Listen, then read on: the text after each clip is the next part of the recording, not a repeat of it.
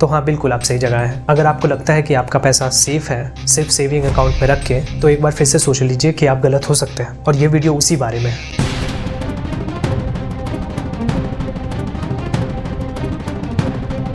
इस वीडियो में आप जानेंगे कि सेविंग अकाउंट में बस सिर्फ सेविंग अकाउंट में पैसा रखने से आपका पैसा क्यों अनसेफ है, और उसका क्या ऑल्टरनेटिव है, क्या तरीका हो सकता है जो हम लोग फॉलो कर सकते हैं ये चीज़ ना हो। तो मैंने कुछ ऐसे तरीके बताए जिससे आप फॉलो करके अपना पैसा ग्रो कर सकते हैं। और वीडियो को बहुत ध्यान से देखिएगा, क्योंकि मैं बिल्कुल नहीं चाहता कि आप कुछ भी गलत सीख के जाए यहाँ से, और आपको पूरा बात पता हो। एक और चीज़, इसमें कुछ चीज़ें ज़रूर हो सकती हैं जो आपको ना समझ में आए, पर मैं कोशिश करूँगा कि आपको हर एक चीज़ बेसिक लेवल से समझाने की कोशिश की जाए। ओके, सबसे पहले एक फंडामेंटल चीज़ ज़रूर क्लियर करते हैं। मैंने ऐसा क्यों कहा कि आपका पैसा बिल्कुल भी सेफ नहीं है सेविंग अकाउंट में? देखो, मान लेते हैं कि आपका saving account on an average 2.5% to 4% interest देता हो, ठीक है। बट इस बात का आपको अच्छे से पता होना चाहिए कि इन्फ्लेशन, जो कि महंगाई है, वो 6 to 7% की रेट से बढ़ रही है। मतलब हर साल आपका पैसा वीक हो रहा है, मतलब परचेजिंग पावर कम हो रही है, मतलब खरीदने की शक्ति कम हो रही है। इसका मतलब क्या है? इसका मतलब यह है कि अगर आप 100 रुपया कमाते हैं और उसी 100 रुपये को बैंक में रख देते हैं और उसको यूज़ नहीं करते हैं, बट उस 100 रुपये से मान लेते हैं कि आप 10 बिस्किट खरीद सकते थे, राइट। अगर वो बिस्किट का दाम 20 रुपया हो जाता है तो आप सिर्फ 5 ही बिस्किट खरीद पाएंगे और आपके पास उतना ही पैसा रहेगा। इसी को कहते हैं कि आपका परचेजिंग पावर कम हो रहा है। तो भैया, बैंक अकाउंट जो है ना, वो पार्किंग है, उसको परमानेंट घर की तरह ट्रीट करने की कोशिश ना करें।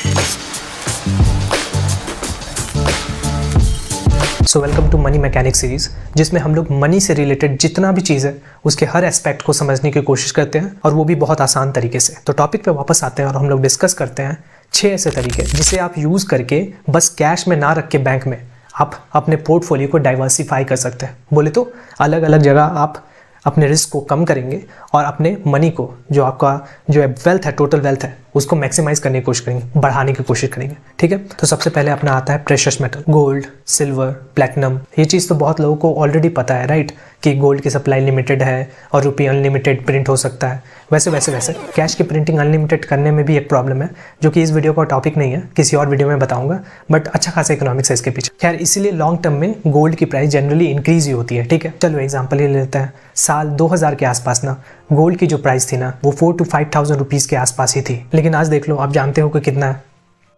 लेकिन इसमें भी एक चीज़ है जो कि इंडिया में बहुत ज़्यादा कॉमन है। लोग जो है ना, उसका ज्वेलरी बना के रख लेते हैं, जो कि गलत है। और गलत इस सेंस में है कि अगर आपका एम सिर्फ लॉन्ग टर्म के लिए पैसा बनाना था गोल्ड का यूज़ करके, गोल्ड में इन्वेस्ट करके, तो आप मेकिंग चार्जेस क्यों बना रहे हो? उसमें मेकिंग चार्ज भी तो लगता है ना। और इसीलिए आप ये वीडियो वेक्टर देख रहे हो, क्योंकि आपको पता होना चाहिए कि ये गलत चीज़ है। अगर आपका गोल सिर्फ लॉन्ग टर्म में गोल्ड में इन्वेस्ट करके पैसा बनाना है, उसके लिए अलग ऑप्शंस है। क्या ऑप्शंस है? Sovereign gold bonds, gold ETFs, gold mutual funds. ये सारे चीज़ में इन्वेस्ट करने का लॉजिक क्या है कि आपका जो गोल्ड है वो फिजिकल रूप में आपके साथ अवेलेबल नहीं रहेगा, उसको आप डिजिटली खरीद रहे होंगे, तो कोई टेंशन नहीं, कोई मेकिंग चार्ज नहीं, राइट। अब भैया नाम तो बता दिए, अब ये खरीदना कैसे है, करना कैसे है, इसके लिए बहुत सारे ऐप्स आते हैं जो कि आप सर्च कर सकते हैं। और अगर इसमें भी प्रॉब्लम आए तो मेरे को आप कमेंट में बोलिएगा, इसके लिए अलग से एक वीडियो बना दूंगा, ठीक है। और वीडियो में बने रहना, क्योंकि लास्ट में एक बोनस चीज़ है। Second is industrial commodities. अब बात समझो, सिल्वर, कॉपर, निकल, कोबाल्ट। हाँ एग्जैक्टली, अगर आप साइंस स्टूडेंट है तो आप जानते हैं कि ये ट्रांजिशन मेटल है, वही D block elements periodic table में। इन सब का डिमांड बहुत ज़्यादा बूम होने वाला है, मैं बताता हूँ क्यों।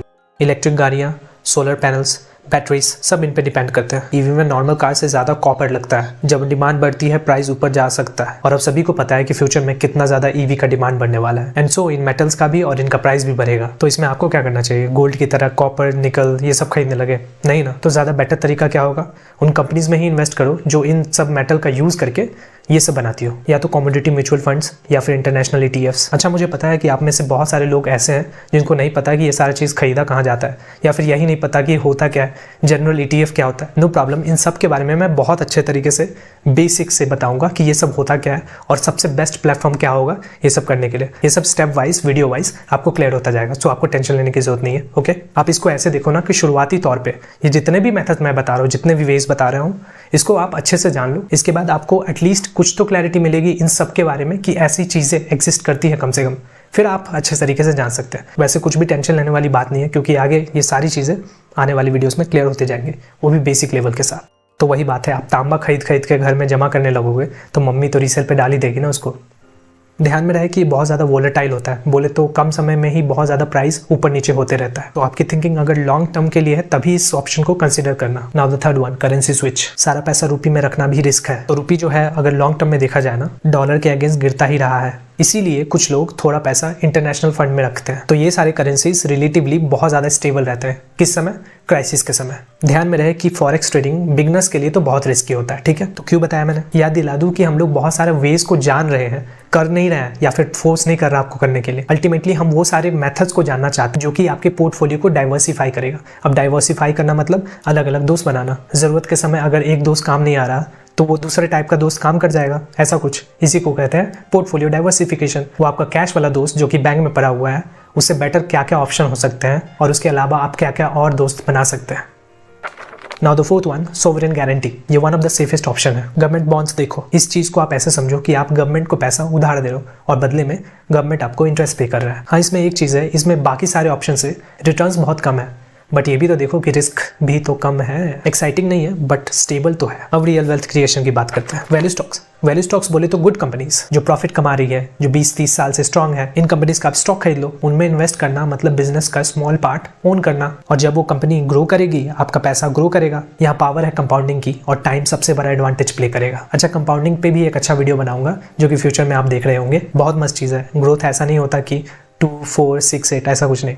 ऐसा होता है कि 2, 4, 8, 16, 32, 64, 128 ऐसा। अब थोड़ा सा सीरियस वन, म्यूचुअल फंड्स। आपने ये वाला ऐड तो बहुत बार देखा होगा, म्यूचुअल फंड्स करो, सही है। अच्छा, म्यूचुअल फंड खुद एक इन्वेस्टमेंट नहीं है। इसका मतलब क्या हुआ? इसका मतलब मैं ये कह रहा हूँ कि आपको मैंने पहले बताया ना कि आप कंपनी का अलग से स्टॉक खरीद सकते हो, उसका एक हिस्सा खरीद सकते हो। तो इसमें क्या है कि आप एक कंपनी का हिस्सा नहीं खरीद रहे हो, या फिर ऐसा कुछ नहीं कर रहे हो कि आप खुद से खरीदने जा रहे हो। आप कुछ डब्बे में अपना पैसा रख रहे हो। एक डब्बा है म्यूचुअल फंड। इस डब्बे के अंदर क्या है वो आपका रिटर्न डिसाइड कर रहा होता है। एक्चुअल में मैनेजर होता है जो इसको मैनेज कर रहा होता है। बिजनेस के लिए इक्विटी म्यूचुअल फंड्स या फिर इंडेक्स फंड्स आप इनमें इन्वेस्ट कर सकते हैं, डायरेक्ट स्टार्ट कर सकते हैं। बाकी आपको बहुत कंफ्यूजन हो सकता है अगर आप कोई भी ऐप खोल के एक भी म्यूचुअल फंड खरीदने की कोशिश करें। फॉर एग्जांपल ग्रो ऐप, अगर आप उसमें जाकर चेक करें कि कैसे कैसे म्यूचुअल फंड एग्जिस्ट करते हैं तो आप कंफ्यूज हो सकते हैं। अगर आप बिगनर है तो small cap, mid cap, large cap, ये सारा चीज़ देख के आप कंफ्यूज हो सकते हो। इस पर मैं बहुत अच्छे से सेपरेट वीडियो बनाऊंगा। ये भी एक टॉपिक है। पहले इन चीज़ों को सुन के डाइजेस्ट करने की कोशिश करो, फिर इसके बाद मैं आपको हेल्प कर रहा हूँ, इसमें कोई दिक्कत नहीं है। सिंपल एक फैक्ट से स्टार्ट करते हैं। 1990s से 2020s तक मेजर सिटीज़ में property prices multiple times increase हो चुकी है। लैंड बहुत ही लिमिटेड है और इंडिया की पॉपुलेशन बहुत ज़्यादा स्पीड से बढ़ रही है। इनफैक्ट सबसे ज़्यादा है। अब क्या मैं आपको ज़मीन खरीदने बोल रहा हूँ? हाँ, टेक्निकली हाँ, मैं आपको ज़मीन खरीदने बोल रहा हूँ। और आपके पास पूरा ज़मीन लेने का पैसा नहीं है तो उसके लिए भी ऑप्शन है मेरे पास। Real estate investment trusts, REITs, real estate focused mutual funds और रेंटल प्रॉपर्टीज़। ये भी एक बहुत अच्छा तरीका है आपके लैंड को कमाने के लिए यूज़ करना। मतलब ये फ्यूचर में तो वैल्यू क्रिएट कर ही रहा होगा। In real time also you will be able to earn. हाँ, तभी अगर आप मैनेज कर पाओ। आप समझ गए होंगे मैं क्या बोलना चाहता हूँ। अब लास्टली बोनस वाला तरीका, collectibles, vintage cars, rare items, limited watches. Scarcity बहुत ज़्यादा वैल्यू क्रिएट करती है। आप घर में भी बहुत बार सुने होंगे दादी से या फिर मम्मी से। मेरी मम्मी कहती थी कुछ कॉइन्स लेके कि ये फ्यूचर में बहुत ज़्यादा वैल्यू क्रिएट करेगा क्योंकि ये बहुत कम अवेलेबल होगा, तो सरकार डिमांड करेगी और हमें पैसा पे करेगी। और आपने बहुत बार स्कैम भी होता है, कोई न्यूज़ आपने देखा होगा कि we require this items, if you have this please text arts और call us at this number and so on. ऐसा कुछ होता है, ठीक है। पर ये हर वक्त काम नहीं करता। ये बहुत ज़्यादा रिस्की चीज़ भी है। आपको बहुत ज़्यादा स्मार्ट होना पड़ेगा, बहुत ज़्यादा एक्सपीरियंस होना पड़ेगा जिसमें आप समझ पाए कि यही आइटम है जो कि बहुत ज़्यादा वैल्यू क्रिएट करने वाला फ्यूचर में, क्योंकि वो कम अवेलेबल होगा। बहुत सिंपल टर्म्स में इसका लिक्विडिटी कम होता है। अब लिक्विडिटी मतलब क्या? बहुत सिंपल है। कोई भी चीज़ हो वो कितना आसानी से कैश में कन्वर्ट हो पाए उसको हम लोग लिक्विडिटी कहते हैं। मतलब मेरे पास अगर सोना है तो उसको मैं तुरंत बेच के कैश निकाल सकता हूँ, तुरंत और आसानी से। आसानी बहुत इंपॉर्टेंट वर्ड है इसमें। तुरंत और आसानी से उसको बेच के कैश निकाल सकता हूँ, इसको हम लोग लिक्विडिटी कहते हैं। इसमें गोल्ड का लिक्विडिटी बहुत ज़्यादा हाई हुआ क्योंकि उसको तुरंत और आसानी से बेच सकता है। अच्छा, क्या आप बता सकते हैं कि दुनिया में सबसे ज़्यादा लिक्विड चीज़ क्या है? कमेंट में बताइएगा, ठीक है। और इस केस में कलेक्टिबल लिक्विडिटी का इशू फेस करता है। बहुत सारे कलेक्टिबल्स लिक्विड नहीं होते हैं, तो बिजनेस के लिए ये नहीं है, पर जानने में क्या जाता है भाई। तो यही सारी चीज़ें थी जिसके बारे में आपको जानना ज़रूरी था। आप करो या ना करो ये आपके ऊपर है, बट जानना तो ज़रूरी था। देखो, पैसा बचाना तो स्मार्ट है, पर पैसा ग्रो करना ये तो स्मार्टर है। बैंक को यूज़ करो पर उस पर 100% डिपेंडेंट मत हो जाओ। तो पूछो खुद से कि आपका पैसा काम कर रहा है या बस पड़ा हुआ है। दिस इज़ अभिषेक और मिलते हैं अगले एपिसोड में।